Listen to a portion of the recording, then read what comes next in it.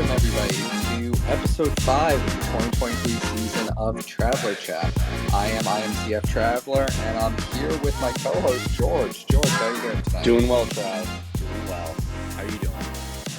Oh, can't complain. It's been one of those weeks that feels a lot longer than it's actually been.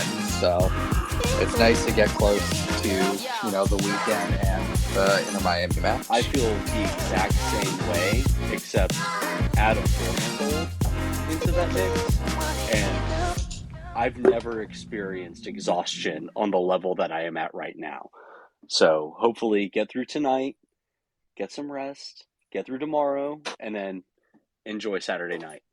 That's the plan. It sounds like a good plan to me. Speaking of children, we currently have Callie of Away Days and Black Herons United, and then a special guest in Mike, who is the founder of the Greenlock Gang, currently with us. Callie, Mike, how you guys doing?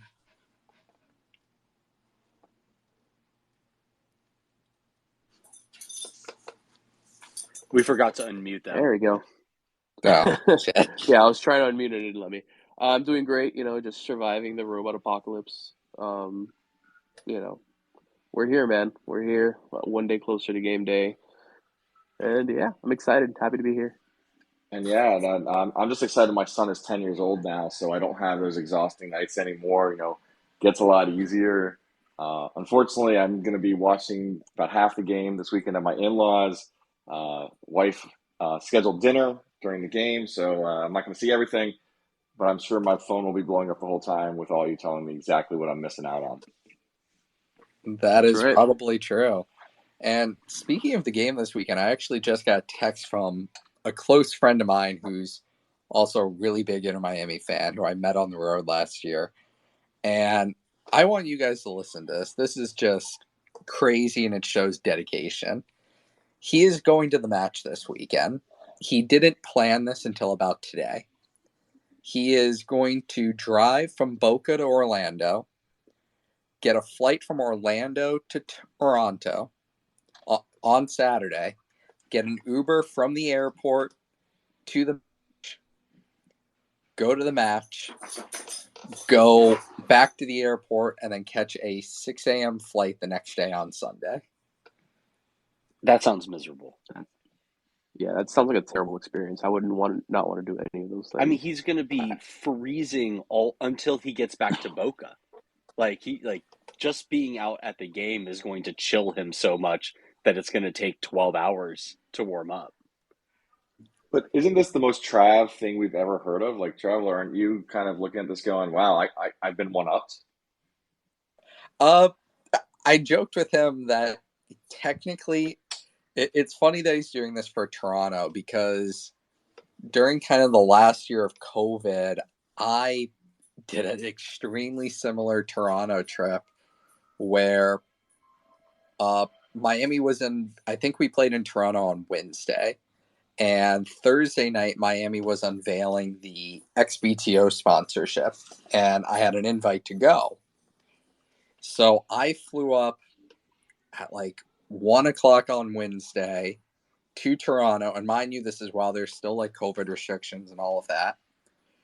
Landed at the airport at 4:30, got my COVID swab because I was randomly selected, went to the match, came back, got on, I think it was an 8:30 a.m. flight, and it had a layover, and then got back to South Florida at 5 o'clock, and then was at this event at, I think it was 7:30 on Thursday. So he's close, but I don't think it's that level just yet. That's pretty impressive. For either way, that's a pretty impressive turnaround trip for either one of you to make.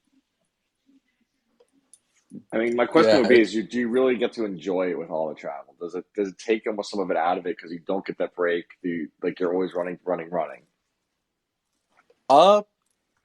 In a trip like that, it's one of those few times where the result of the match really does have an impact, because if you go up and you do all of that and then your club loses 5-0, then you're like, well, what the fuck did I do this for?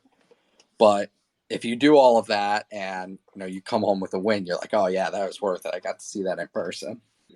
But on the topic of Toronto, Miami plays Toronto in just 2 days from when we're recording this. Miami goes into Toronto after last year having a perfect record against Toronto. Miami won both of their matches this year. But this year they go to Toronto on a bit of a sour. They come off their first loss of the season and the loss of Captain Gregory for 6 months, or very more likely the entire season. So how are you guys feeling heading into this match, knowing everything that's cast a cloud over this entire week? It's easy to be nervous. I don't think we're a team that ever plays very well in the cold. And we're seeing, game time temperatures and, around mid-20s Fahrenheit wise, and with wind chill bringing it down into, to low double digits to high single digits. It's definitely going to take a toll. And then you compound that with Grigori being out. You compound that with, guys like Joseph and stuff that are still trying to gel within the team. And, I don't think it bodes well for us, if I'm being totally honest. I'm going to agree. I'm real nervous about the cold weather, especially with what we saw last week. You look at Sean Johnson, who's played in that weather. He's as a keeper. He's more used to it. Obviously, with Gregory out, it's a blow. I don't want to say happy because it's a harsh word right now, but it is good that we had the whole week to prepare for this. And then I remember reading recently Insigne's going to be out. So I think we do get that luck in that. So it's two teams that are probably going to have trouble scoring. It's going to be, a very low scoring game. I think a 0-0 draw is possible in a game like this. Especially, essentially last week we had almost a 0-0 draw there besides the own goal. So I think a 0-0 draw is likely. A 0-1 loss also. I can't walk away from that not being likely. But this is not going to be, an Carolina game that's just Atlanta Charlotte game that just got out of control. We're not going to see that. This is going to be one of the fun games to watch. It's going to be painful on both sides, and it's going to be tough. Yeah, I agree with Mike that this is going to be a game that both teams are going to have to suffer through. It's going to be very interesting with the loss of Gregory as far as who's coming in to replace him. Do we stick with this 4-2-3-1 formation, or do we kind of, given that Phil wants to be on the attack, do we bring in, instead of bringing in Victor Ulloa to replace Gregory, does Duke step in and maybe swap spots with Stefanelli, or does Taylor come in to step back and pair with Mota? I think it's going to be interesting. I mean, Toronto has weaknesses. They're vulnerable on defense. Michael Bradley, for as strong a career as he's had, he's just not physically there anymore. And if we can play with some of the 1-2 touch combinations that we saw last week that worked when we were executing them, Bradley's going to be basically made ineffective in the middle of the field, and that should open up some space behind him, hopefully for Joseph. But those ideas have to kind of be there and they have to be executed, and that's kind of how I see us generating any kind of offense, is working around him and kind of attacking right down the middle. So I'll throw out an extra question there: is does Pizarro start? And I only ask that because I think we've all jokingly seen when the weather's 85 degrees out, he's sitting there walking around in a hoodie. When it's 20 degrees out, is he going to be really effective on the ball? And then do you start looking at a much larger lineup change? So I think we went the last 2 weeks, same lineup. Obviously, with Gregory out, you had to have a change. But I'm wondering if we're actually going to see a fairly large change to account for this cold weather and just how ineffective we were last week. I think Pizarro starts. Yeah, I don't know. I mean, when you lose a guy like like Gregory. I mean, I don't know how much you can tinker with the midfield right now. Like I don't create a second hole to fill one hole. I think by design, probably Moda is going to be the one that drops back a little bit like that. I don't know. I don't know if we stick to the same formation even, but my guess the midfield, if we're sticking with the same formation, it'll be Moda and then probably my guess Pizarro, Taylor, and then Stefanelli up top, feeding to as a 10. My thought. See, I would definitely think Duke starts. I think he's going to be the one swapped in. He's underrated. I think Trav has called out multiple times. Like Duke's got much more defensive capabilities than we give him credit for. And then we were in a chat with Alex Winley the other day, and she was calling out that Mota is actually much more defensive. I think than a lot of people give credit for. So I definitely think Mota drops back and takes the Gregory spot. I think Duke comes in to kind of replace as the extra person, but I also think Taylor's a man that's built for this weather. Are you going to leave him on the bench and hold him out to the 60th or 70th minute when he could make a difference in the first 10 minutes? I mean, I think that I think regardless, we're going to see a formation change. I think Phil made that abundantly clear in the post-match press conference after the loss to NYCFC when he knew then that Gregory's injury was serious. He knew that Gregory was going to be missing at least this match. But, I think we see the return of the diamond. I think we see, a Malta, Pizarro, Duke, Stefanelli midfield. And my only issue with that is I don't necessarily think Stefanelli should be starting again. I think he had a relatively poor game against NYCFC, and that I'd rather see somebody like Bryce Duke step into his role and Robbie Taylor fall behind him, or even Robbie Taylor play into his role. But I going to see a formation change. I think it's the question of who slots in for Gregory. Is it Duke or is it Taylor? It's going to be one of those two players.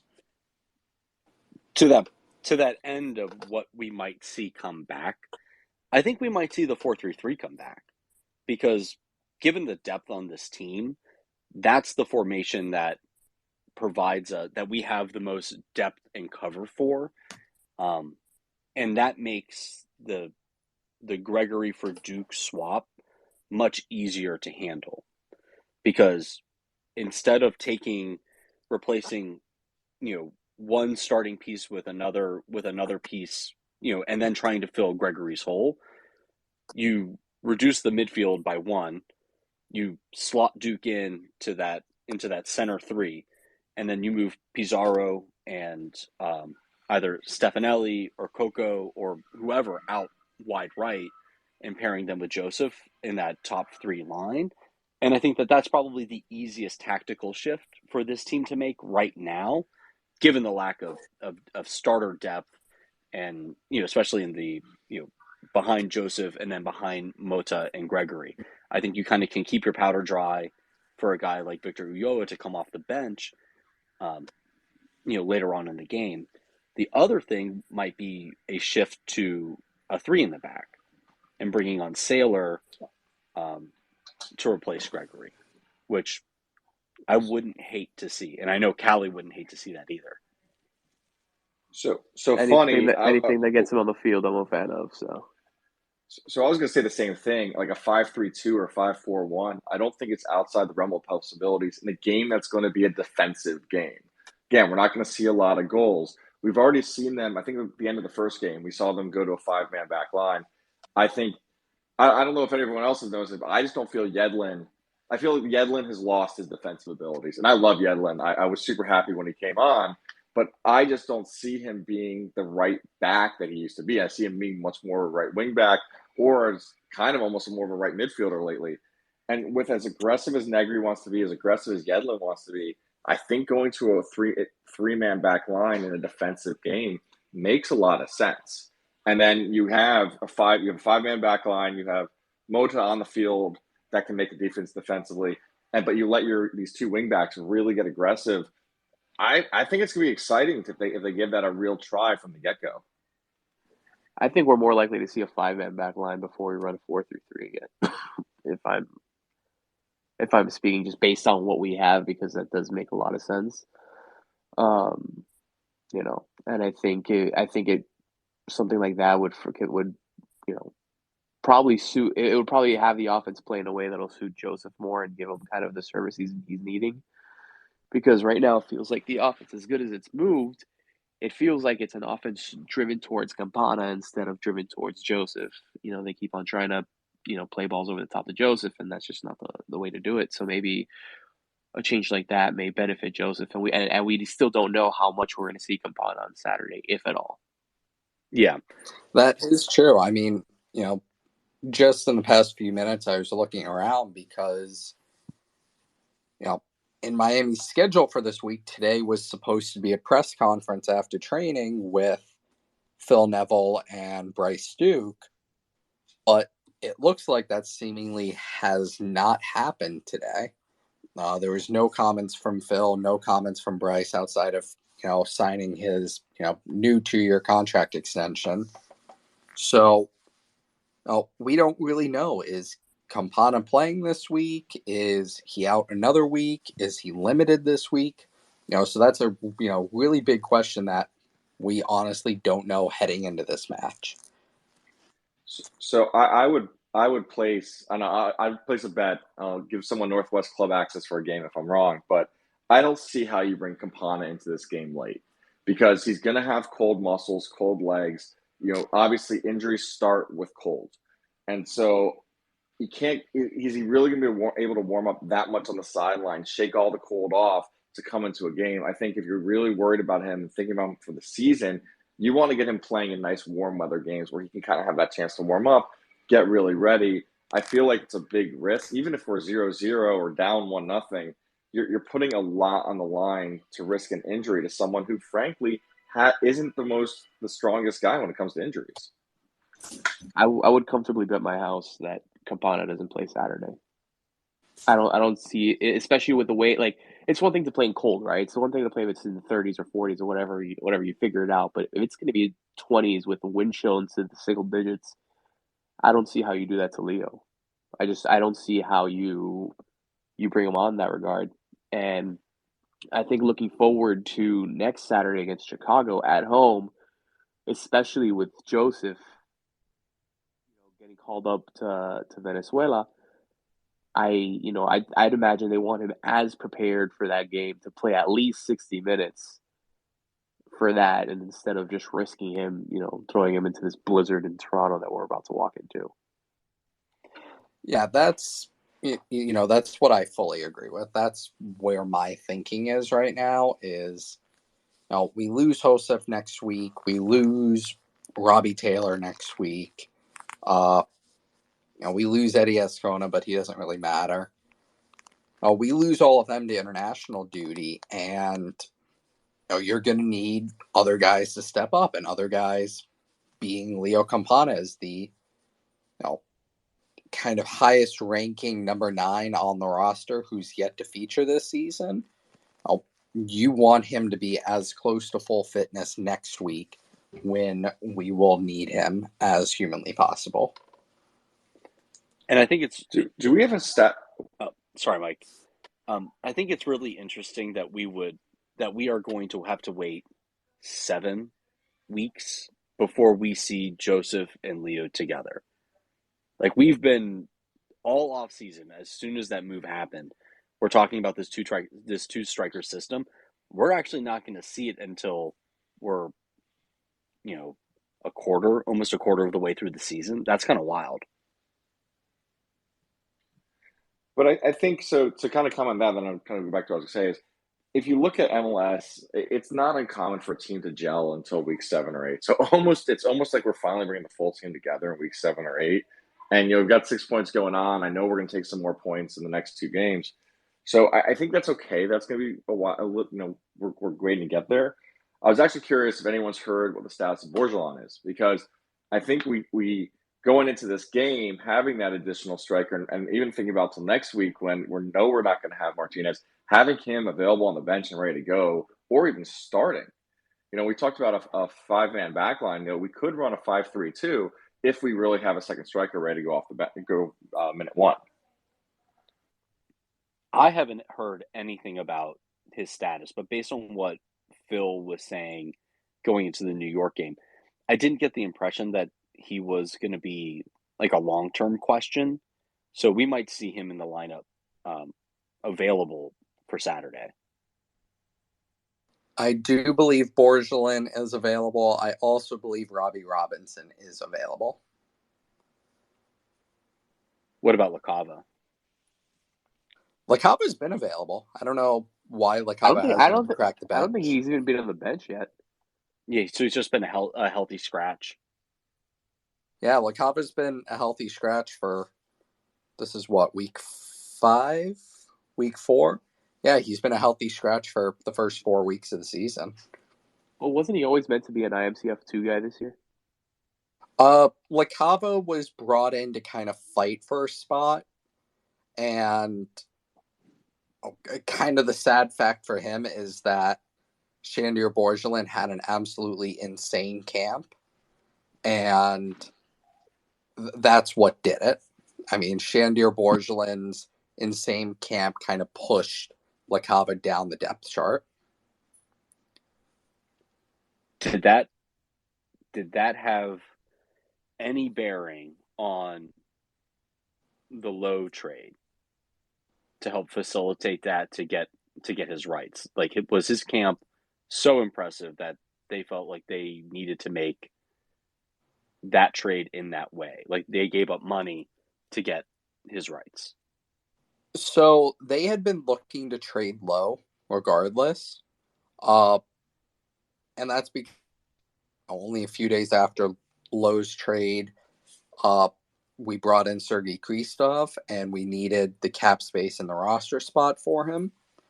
But, yes, it reduced the amount of, Garber bucks we got.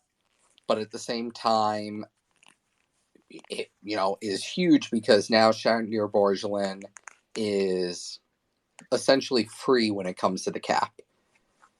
He does not count against the cap at all, being a homegrown. So I would like to go back to the LaCava conversation because where has he been? He was signed as a guy that was supposed to be almost ready to go, right? Like he was coming from a USL side. At the Rowdies, he had 12 or 15 goals, maybe even more, like making a big impact. And I think it was just said, like, he hasn't made our bench yet. Like, it feels like something's missing, some bit of news. I don't know if someone's asked that question to Neville, but where has he been? LaCava's been in training. He hasn't, missed any training. He hasn't been injured. It's just been right now as I understand, as a coach's preference. He can only carry so many players on the bench heading into a match, and he rather carry an experienced guy like Ariel Lassiter or a different profile of striker like Shandir Borgelin on the bench than LaCava. I guess my thing would be this: is we're struggling to find reliable goals up front. Like, all 4 of our goals came either from a bench that was unexpected or set piece, which is great. I'm still excited that we scored off a set piece to open up our account for the year. But I would like to see LaCava get some minutes. Maybe it happens in Chicago, against Chicago, when we have a few other guys that are playing our international duty. But going into Toronto and knowing how challenging it is and what kind of game it is, it'd be exciting to see something come off the bench that's a spark that no one's ever seen before. And also, I think it's worth calling out, and it's almost in all sports, a player's first game, they a lot of times do a lot of damage because no one's ever seen them do anything before. So you see these people come out, they've never played professionally or for your team. They come out, have a great first game, and then kind of slow down after that because now there's tape on them. But I feel like LaCava could do that, a 75-minute sub in the right situation.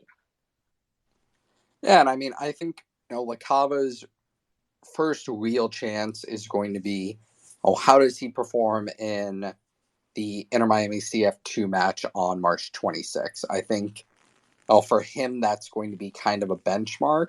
I think that's the first time he gets game time this year, and I think he starts. Because you have to remember that Inter Miami CF2 team has lost not only Shandur Borgelin, but Sean Hundal this offseason. So I think for LaCava, that's going to be a big kind of, prove it. Prove that, you did this in USL. Can you do it in MLS Next Pro? And then can you do it in MLS? And let's not forget, there's going to be a lot of opportunity for the guys on our bench, our depth pieces, to get solid run with the first team, given all of the competitions. And, it is very early, and we are lacking for attacking talent, up top, just given, the nature of the injuries.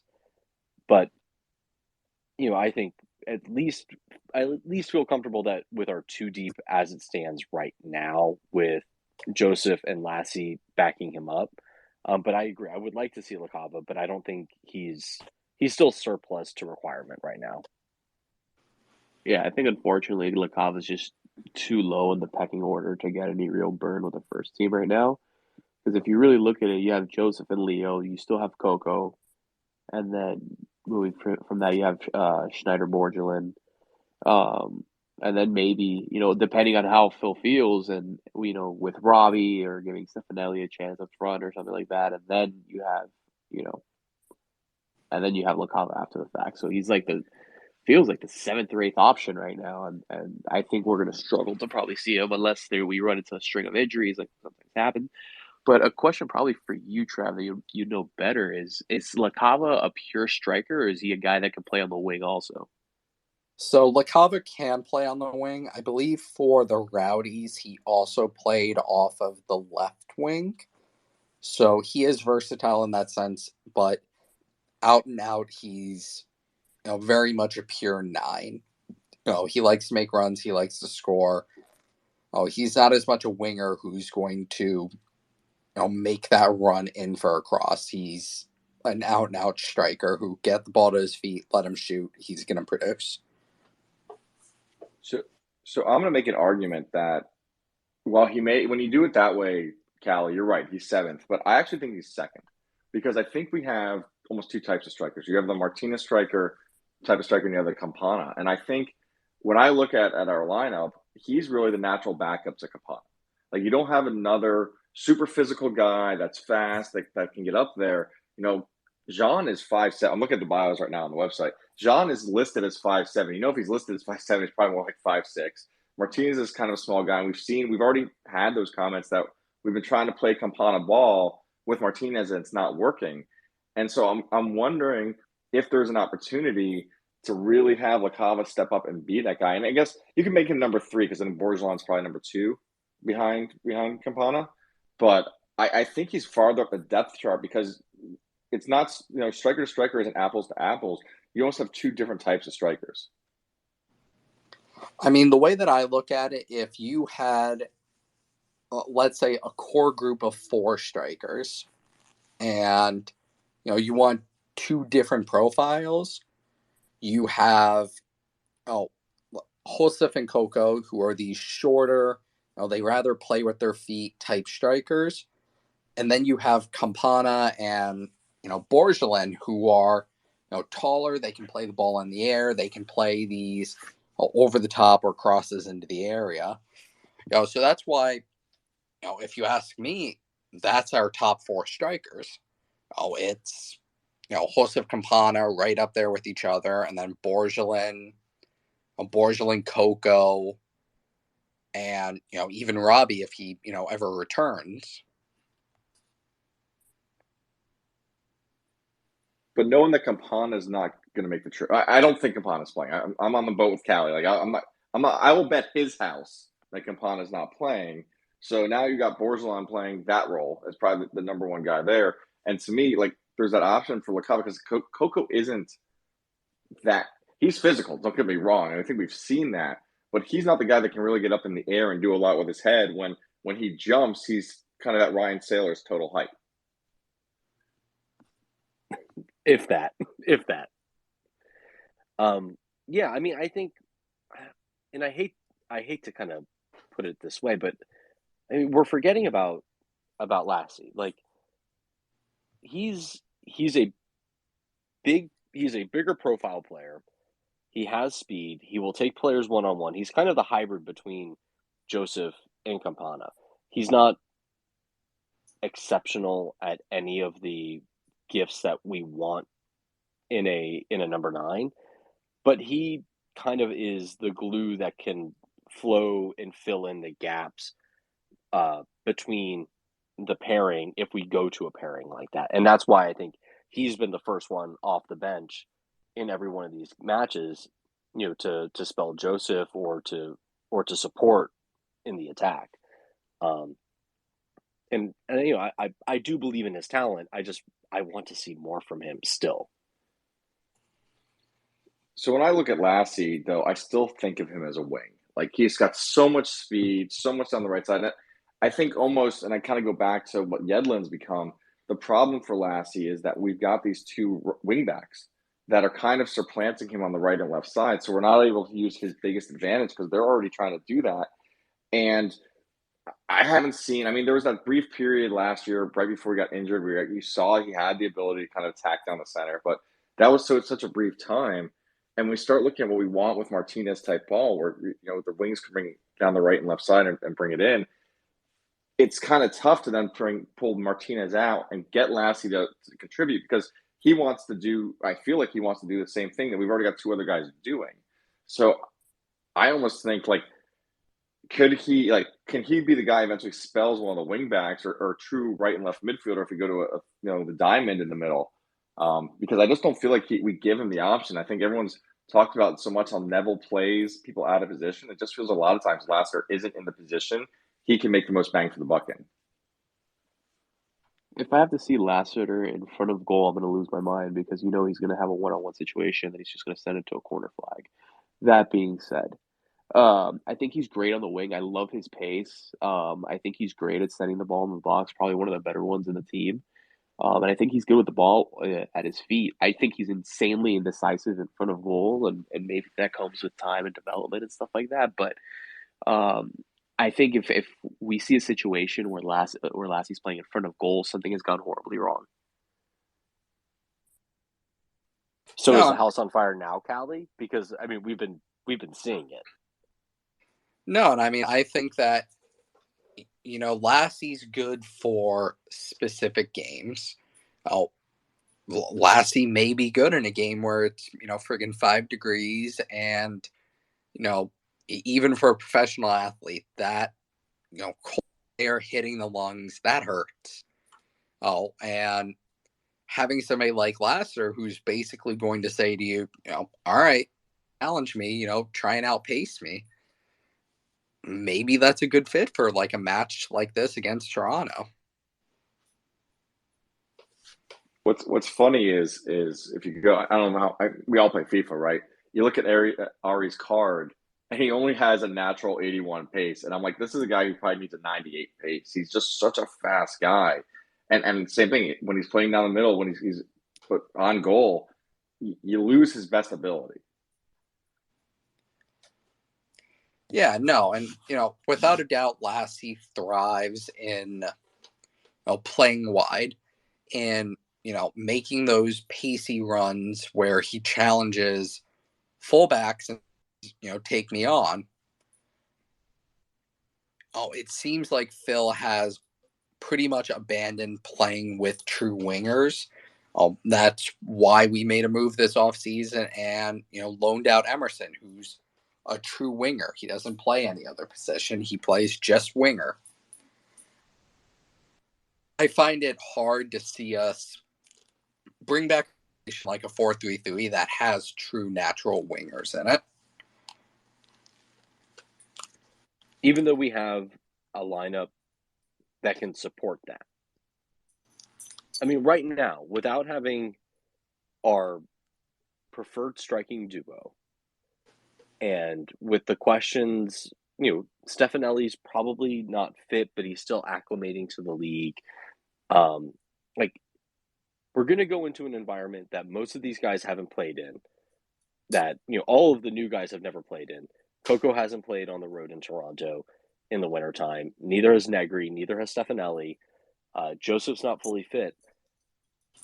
All the guys that have done this before are on our bench. And we know that they're comfortable playing in a 4-3-3. Because you could bring in Lassiter and Taylor, put them right into the starting 11, and they know what they're doing. And let Yedlin and Negri support by bombing forward. Taylor likes to cut inside. Lassie likes to cut inside. That ends up giving you lateral supports for Joseph. And then hopefully, with Duke and Coco or whatever the pairing would be in the middle, those guys can find the gaps by with line breaking passes, getting past, breaking down Michael Bradley, getting to the center backs, having them make a choice and making the right pass. Because the one thing we haven't seen is that this team has been able to break down teams to like 80% of the way, but then fail to make the right pass or take a shot or, have a heavy touch. Like we've seen opportunities start to form, but we just haven't executed on them. And isn't your sample size on that a little on the low side? Because I think the first two games, that was 100% true. But I felt like New York kind of figured us out. Like we didn't. I think we had did we even have a shot on goal in the second half, or we had one shot on goal? Like we had Negri's rocket.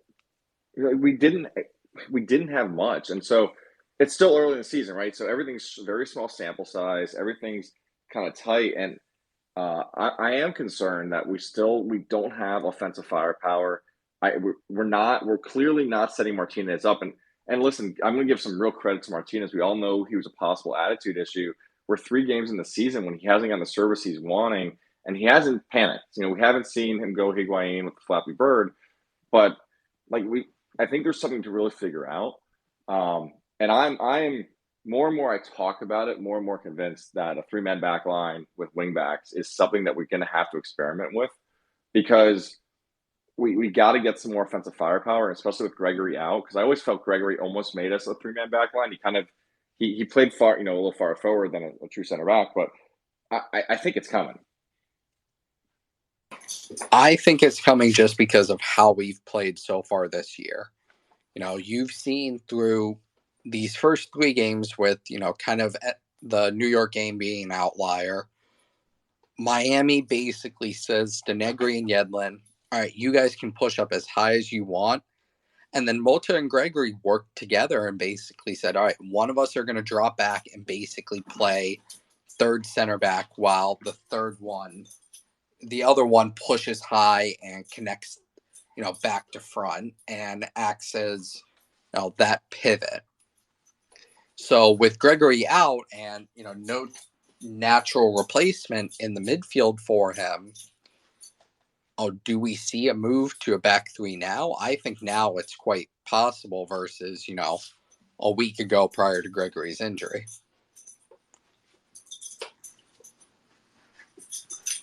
So then in that situation, who's the odd man out then? Gregory. Yeah, Gregory. I'm so by that measure, if we're going 3-man back line, all right, so that with that, do we drop Mota down to where Gregory's at? Yeah, you then play this midfield 3 with Mota in the 6, and then Stefanelli and Pizarro as, 8s, 10s, kind of a little bit of both in front of them. And then you play, 2 strikers in front of them, ideally. So Coco and Joseph. Yeah, Coco and Joseph. Or ideally, Joseph and Borgelin, so you have 2 different types of strikers. Yeah. I'd love to see Borgelin get a start. I would too. He looked ready, in what we've seen so far. I think the answer to the question, though, I think Stefanelli at the moment can be the odd man out. Like, we haven't seen what we're expecting to see out of him. We've got Robbie Taylor, who lit us on fire, and really made an impact.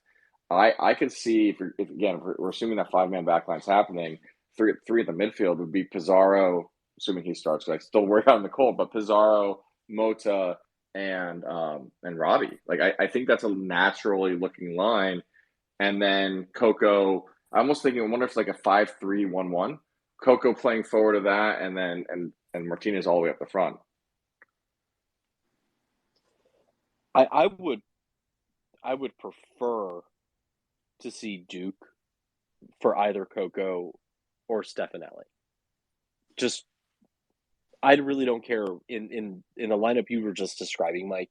With the 1 and the 1, I think Duke would slot in very nicely in front of that midfield line and right behind Joseph, because we know that Duke can give the kind of service that Joseph is looking for, and he's not going to try and play balls over the top.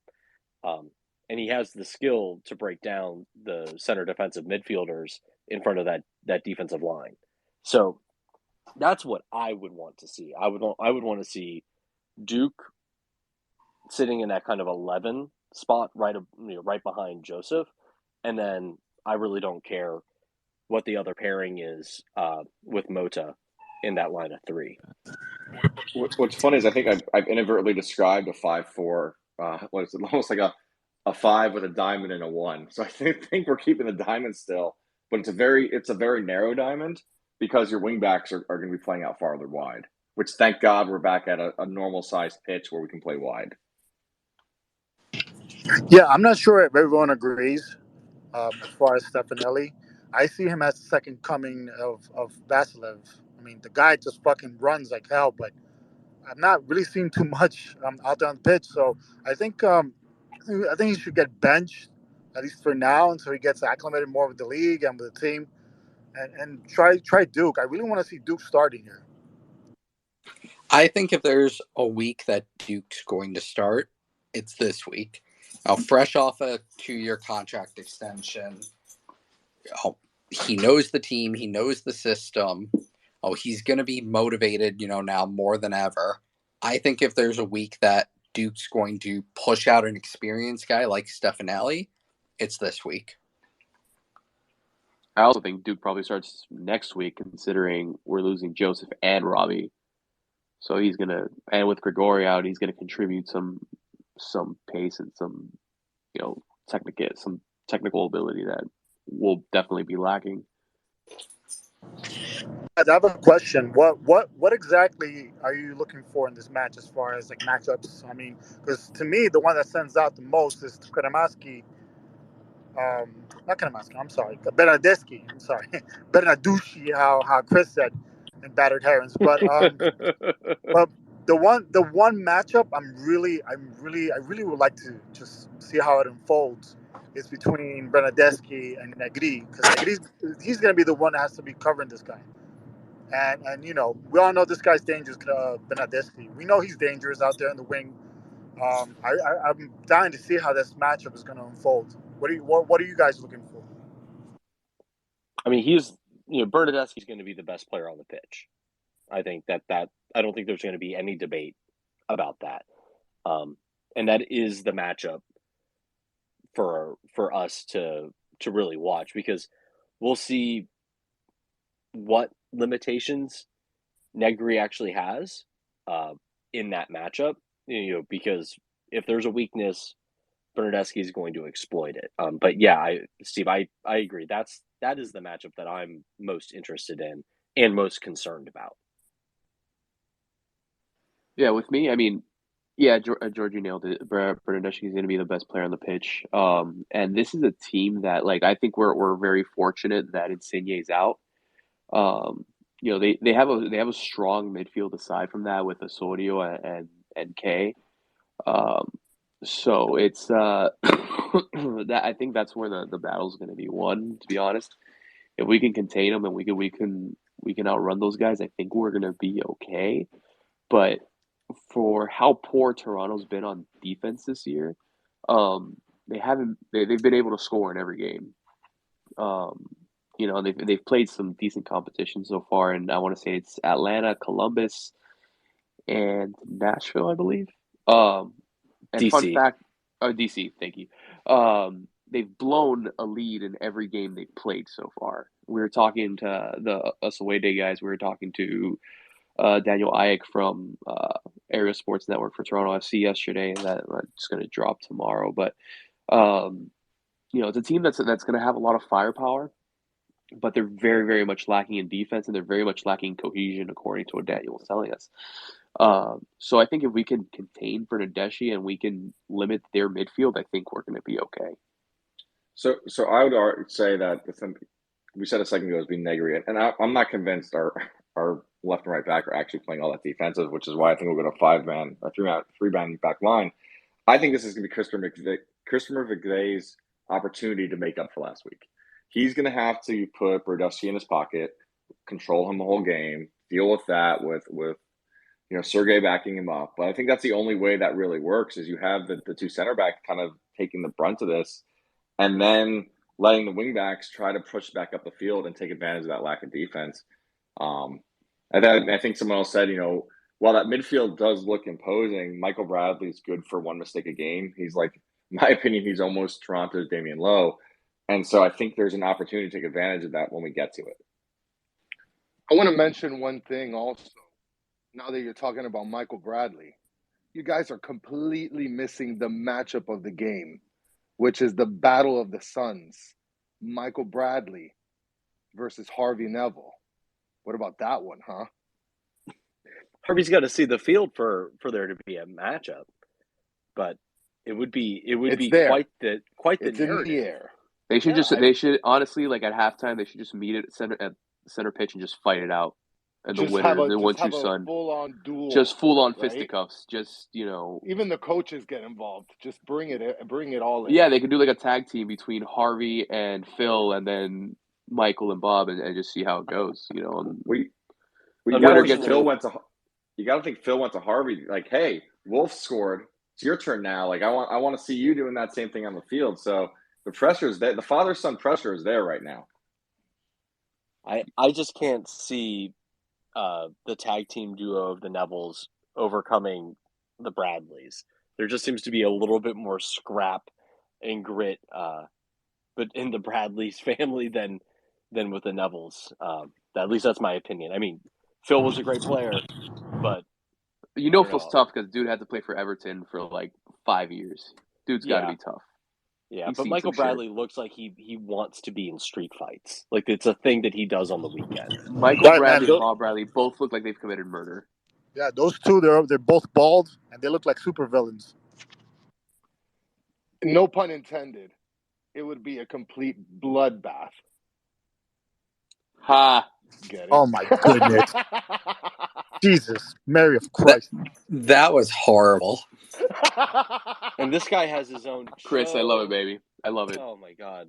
How do you have your own show? I had to, dude. I had to, bro. Everybody, that is Chris from the Battered Herons. Go check out their podcast if you want more shitty jokes like that. And sister kissing jokes, too. Well timed, my friend. Yeah, that whole kissing sister thing, Chris, you lost me with that one. Listen, I put it up on the Twitter world. It's there since like 1944. Did you finally erase your porn history? Yes, I did. Good man.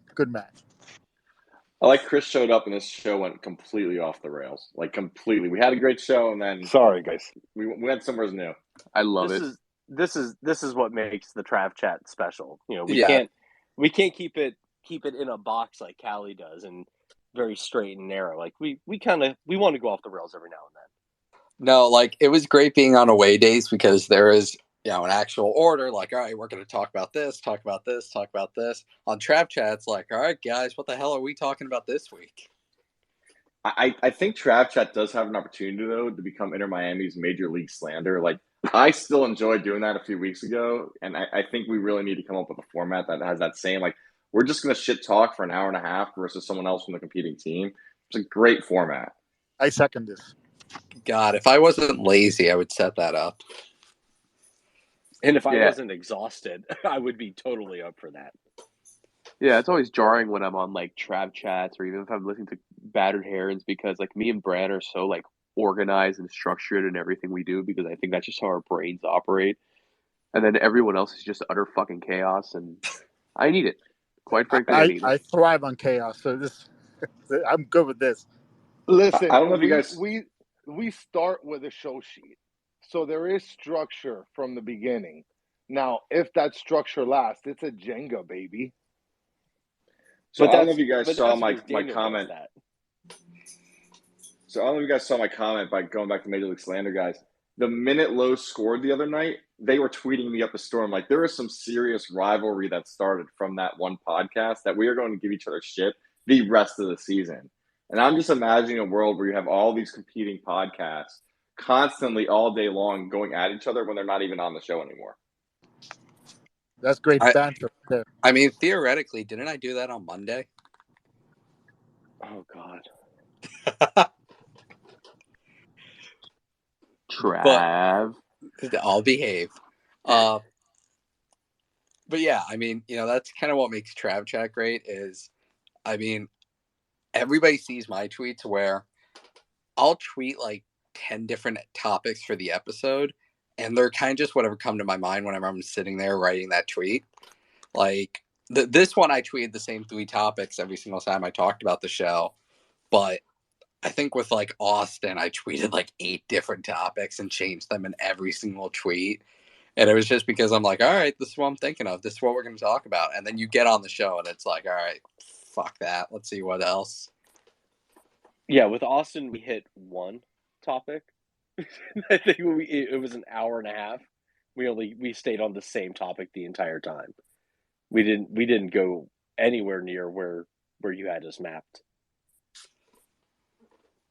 No, I mean, typically 10 minutes into these, I throw out whatever I have mapped in my mind, and I'm like, all right, this is what we're talking about. Sweet, let's do it.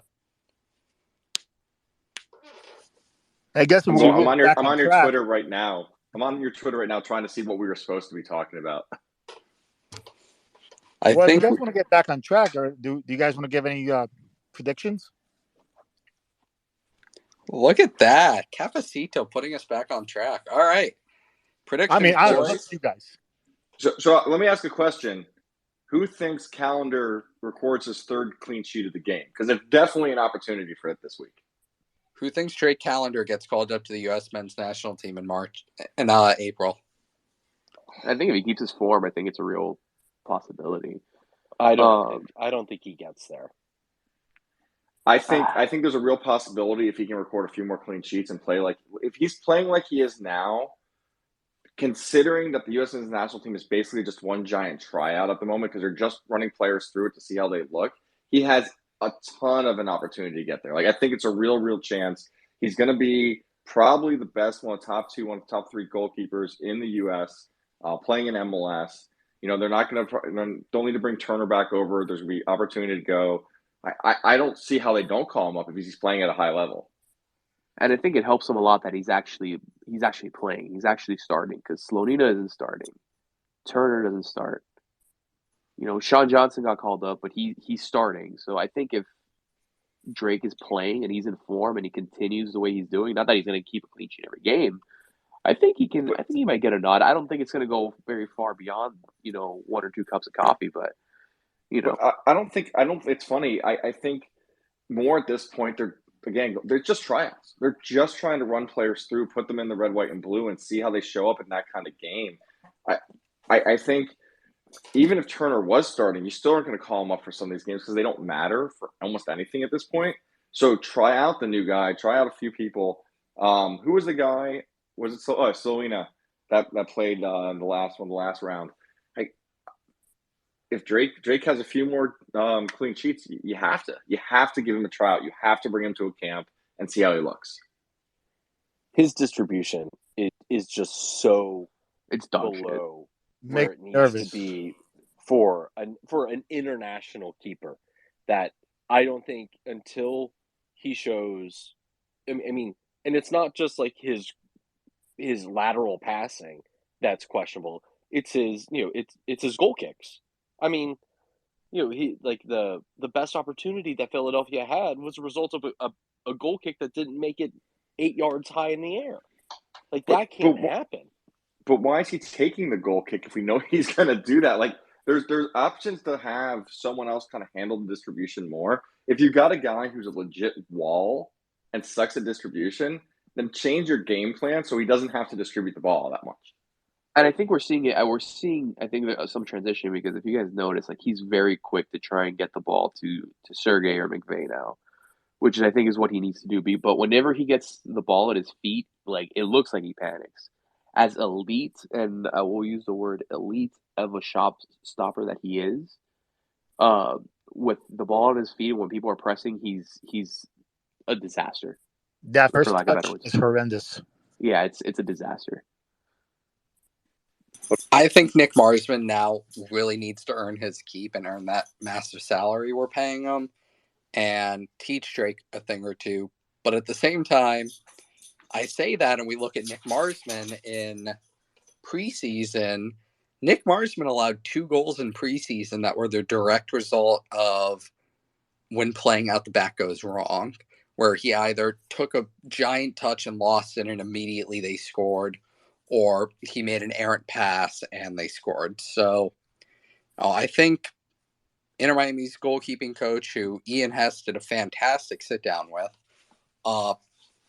I think if Drake can work on that part of the game, and I think everybody thinks this, I think he's arguably the best goalie in MLS then.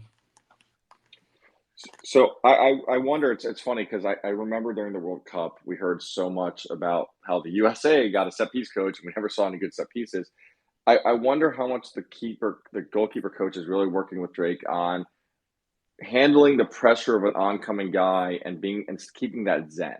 We know he's zen when he's down low and stopping, but I think Callie, you called it out. As soon as he gets the ball at the feet, he seems to get nervous. And so there's drills and stuff to work on that. And I'm just curious how much is happening to practice that help him keep that zen and calm when he can't use his hands. Yeah, I mean, I imagine a lot of practice is going into that. But at the same time with goalkeepers, and this is saying this as being somebody who played goalie my entire life growing up, you can only focus that to such an extent because at the end of the day, the goalie shouldn't be making a ton of touches on the ball per game. As a goalie, the ball shouldn't constantly be at my feet. It should be at the feet of my defenders, my midfielders, my attackers. I should possess the ball for, maybe 3 minutes a game, and that's it. Yeah, and I mean, I think that Drake can improve this part of his game. I don't think that he's incapable of getting better. And I think if he does that, then he becomes, an option for international duty. But he needs to really focus on that comfort level. And I was actually really surprised as to how bad his distribution has been this season, because he played a lot last year. He had all off season to work on it, and it doesn't seem like it's improved at all. And that worries me long term. So do you all remember last season, I forget what game it was, when he had the ball wasn't at his feet, but he had the ball and he was kicking it out. And he had that brilliant kick out to, I think it was Lassie streaking down the right side, and just had Lassie one-touched it and kept going. We know the skill can be there. It exists in him. I think, honestly, as we talk about it, it feels like it's more of a mental thing than a physical thing with him, which is funny considering he's the Zen master. Yeah, I mean, I think for a goalie, having the ball at your feet is truly a mental thing. I mean, you're used to the ball in your hand. You're used to, throwing it out or just booting it long, and, that ideology of, just get it out. So I do think that, it's possibly a mental thing where, he kind of grew up his entire life and the idea was, all right, just get the ball off your feet or, play a quick short pass. And if option one isn't there and he's just trying to get it off his feet, he's not going to be able to really accurately then distribute that ball.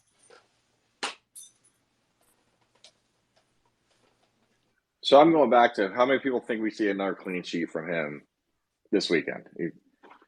I don't. I think we lose. Again, I'm feeling like a 1-0 loss, so I think one gets by him. Now, it is possible we have another own goal, so he's still not been scored on by an opposing player. But I don't think this is the week he gets his next one. I think Chicago is his next one.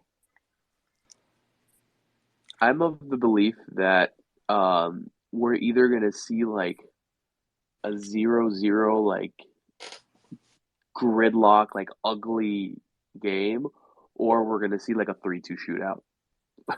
Like I don't know why those are kind of the two directions my mind's going. I think it's going to be like insanely cold conditions. Like I saw that even like Toronto FC is going to be worried about their attendance considering how cold it's actually going to be. So it could be just like a nasty, dirty game where everyone's kind of, playing like shit, and we see kind of a snooze fest at 0-0, or Toronto FC can be can display the firepower that we know they have, and so can we. And both teams that aren't necessarily great at defense, we can can definitely let in a few. So Great minds By the way, think I alike, don't know if Alec. everyone's. I don't know if everyone's seen the weather for Saturday night. I just pulled it up. It is 22 degrees, winds 20 to 30 miles per hour with a 24% chance of snow. And that stadium is right off of the lake.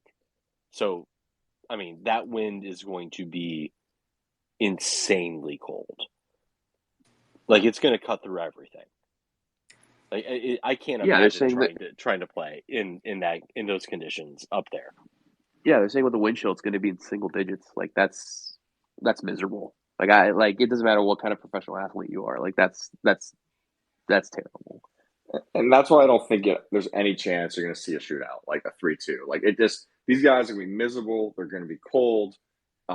It's going to be a slow game. It's going to be painful to watch. I agree with you, Mike. I think it's going to be a draw.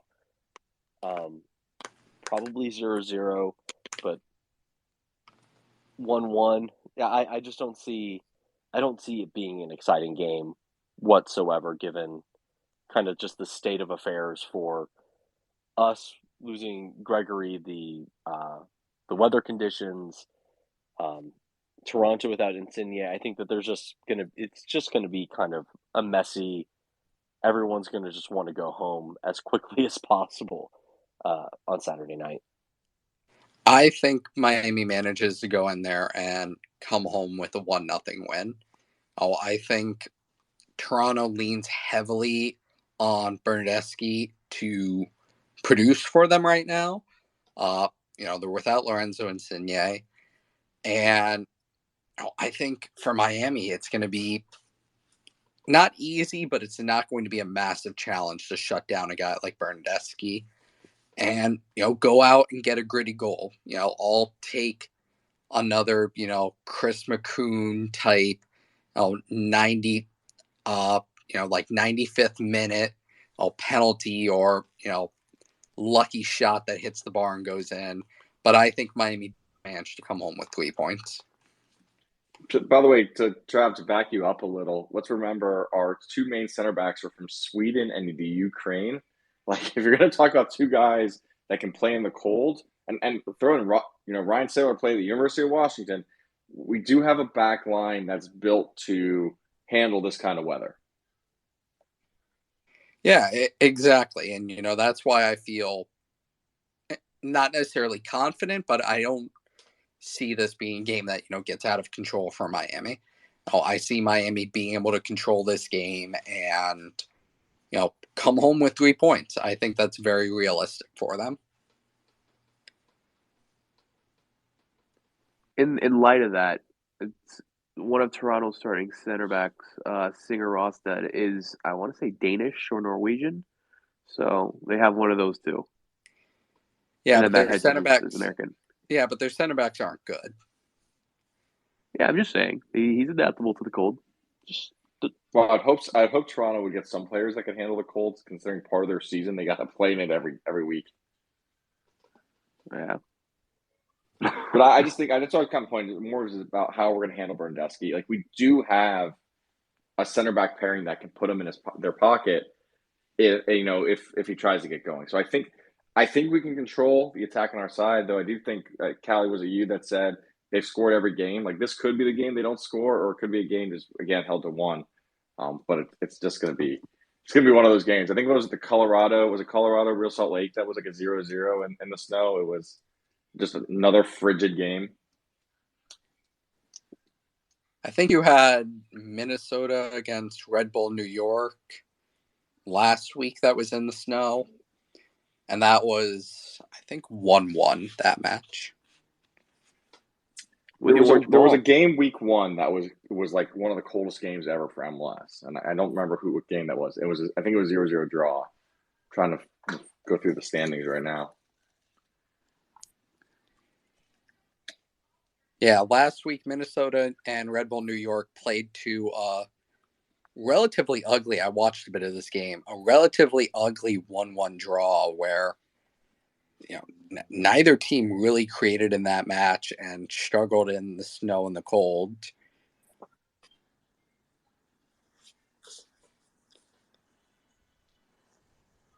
But on that note, any other topics anybody wants to bring up tonight before we call it an end to episode 5 of Trav Chat? I just want the orange ball. I hope we get the orange ball on Saturday. I want. So you gotta be cheering for snow. Damn right, baby. Give me the chaos. God, I do not like the orange ball. I hate that. But well, it's the Premier League ball. I just hate that yellow ball they use. But I hate any of these bright colored balls. I'm not rooting for it because if it snows there, that means it might snow here, and I'm over it. I'm over winter, so I'm rooting for no snow. I'm for snow just because now I have a friend going to the match, and chaos, baby, chaos. But aside from that, the only thing is just, I really hope that, Gregory,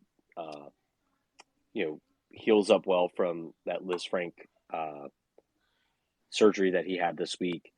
We're hearing that it was successful.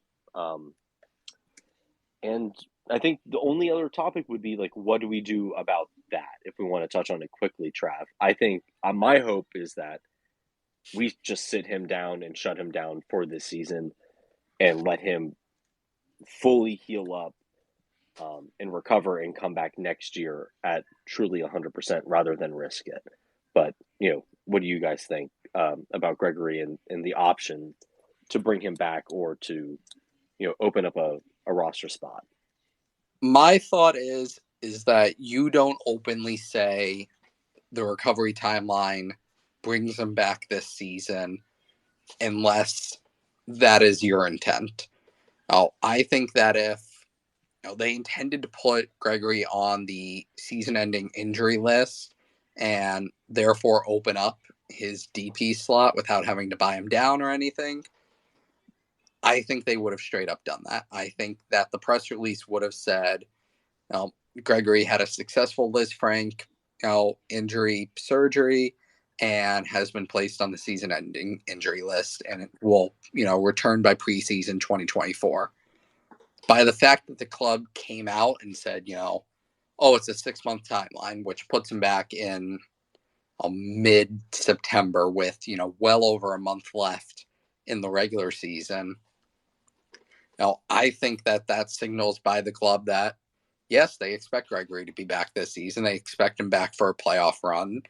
And that, we will go ahead with our, already arranged plans of buying him down in the summer to open room for a DP signing. I don't think I'd take what the club is saying in that regard at face value, just because it's probably going to be a wait and see thing. So if come September, we're strong into a playoff hunt, or where it looks like we're going to lock it up, yeah, bring them back and let's get them going for the playoffs. But if we're on the outside looking in, it doesn't look like we're going to make it. I can't imagine that they bring them back to possibly cause further injury. And of course, all that depends on what happens this summer. But I'm not going to get into that, or else I'm going to log off. I'm going to throw out that we're all here trying to figure out how to play checkers, and Hendo and Co are playing chess around us. I think Trav called it, like, the wording of that press release was really important. They have a plan. I think they're doing everything possible to hide that plan. Now, that press release might have been that they don't want anyone else to know what they're doing. Maybe they're talking to someone in our league that they don't want them to know that we're talking about. They don't want to give a clue. I mean, I know there's the CDM and Shakhtar we were thinking about, especially after what just happened this week. He's probably available. But I just think they're playing a game that is, we are so far beyond our comprehension that it just, we almost just have to take it at face value, because trying to figure it out is an impossibility. Yeah, and that, I mean, I fully agree with. And I think that, based on the wording of the rule, all Miami has to do is place Gregory on the season-ending injury list by the open of that secondary transfer window or the summer transfer window. So I think it will be very wait and see. I'm reading into the wording of that press release as, if he can be back, we want him back, because the second you place a player on that list, they're done for the year. They can't come back. They can't play in any competition. They're done. And this is a Miami team with playoff hopes and with top 4 playoff hopes. And they're saying if there's even a remote opportunity that our captain and, best defensive midfielder can come back this year, we want to have that option open. But on that note, we'll wrap up episode 5 of Trav Chat.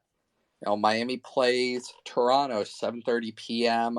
on Saturday night in frigid Toronto, Ontario, Canada. It will be live on Apple TV. I believe that this game is a free one in front of the paywall, so you'll be able to catch this live without a MLS season pass. So, on that note, let's end every Trav Chat how we do, with a good old Vamos Miami. Vamos Miami. Vamos Miami. Thank you, everybody, and have a good rest of your day.